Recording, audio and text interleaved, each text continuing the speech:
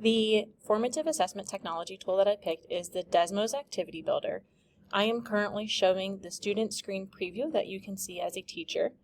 The reason I like the Desmos Activity Builder is because it is a formative assessment that allows me to design a either self-paced or teacher-led activity for my students.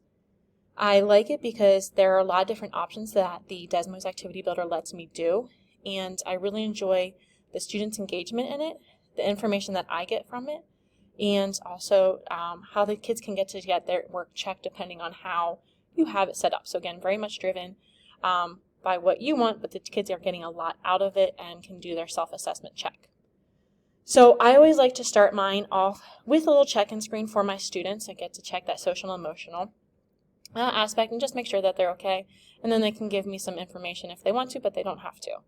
And so the Desmos Activity Builder is set up where you get to view it in either a summary form where it tells you like what slide the student is on.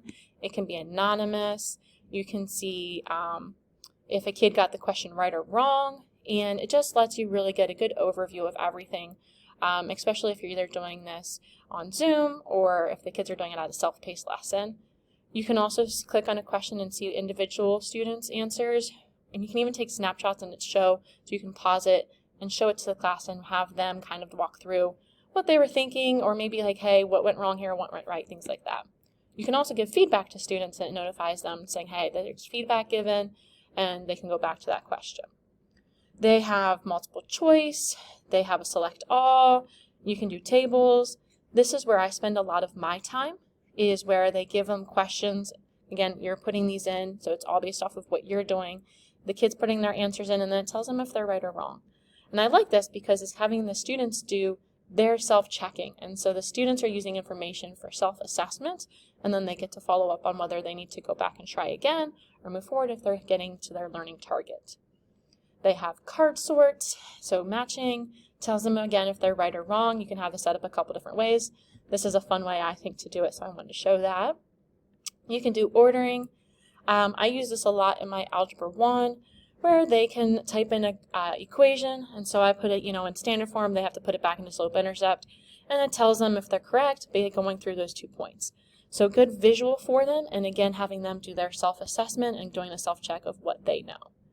I also have it, or Desmos has it, where you can either apply to a class or apply to just the teacher, or you can have it set up where the student can respond and they get to see 2 responses from a student, and then they can have a conversation. So it picks 2 random students or a number that you choose, and they get to see what their peers are doing. And they also have just different fun things that the kids can do in it. So with this, I think that it really is involved in our sound design because the teacher gets to design this. So you get to figure out if it meets their learning target based on what you're putting in there. The items and the task and the rubrics, that's something that the teacher is putting in there, so you get to make it that high quality. You're controlling, everything that the students are seeing and what their questions and what they're answering. So I really think it does a good job for Key 3 in that sound design because it's all based off of what the teacher is putting in there. For Key 4, the formative usefulness, it's guiding that next instructional step.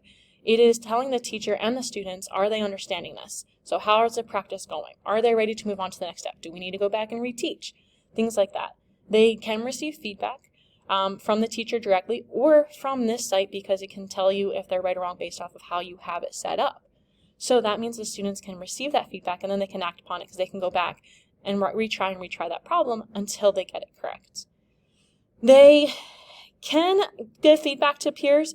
It's set up, as I said, that they can view 2 random peers' answers. It's just not, I think, as well as it could be in other technology tools. And they are definitely engaged in the self-assessment and productive goal settings because, again, they get to see if they're right or wrong for certain questions based off of how the teacher has it designed. And as far as effective communication, you get to track it. Like that first slide, where you get to have that summary of all the things, it's so nice because that gives the teacher so much information. The students can go back and look at this kind of stuff, but again, they're kind of tracking it as they go, hey, I understood this topic and this and that. So while I do feel like it's really good in Key 3 and Key 4, I feel like it could get better for Key 5.